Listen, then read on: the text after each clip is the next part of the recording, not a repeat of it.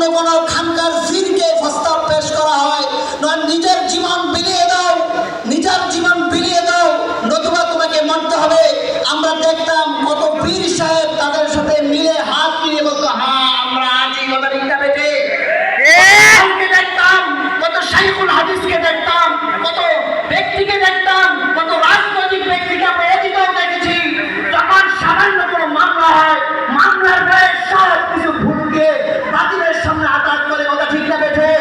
মোহতারাম হাজিরিন, আজকে এই শিল্পকলা একাডেমি থেকে আমরা ঘোষণা করছি, আল্লামা মাহমুদুল হক সাহেবের যারা ষড়যন্ত্র করতেছেন, শুনে রাখেন, শুনে রাখেন, আওয়ামী লীগকে দৌড়াতে বাংলাদেশের মানুষের একটু চিন্তা ফিকির করেছে।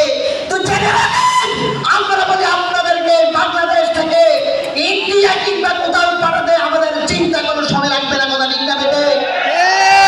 এখনো সময় আছে।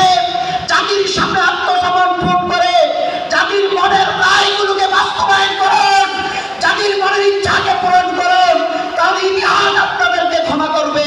নতুবা ইতিহাস আপনাদেরকে ছাড়বে না, অতীতেও ছাড়ে নাই, ভবিষ্যতে আমাদের সন্তানরা ছাড়বে না ইনশাআল্লাহ। এই বলে আমি আমার বক্তব্য এখানে শেষ করছি।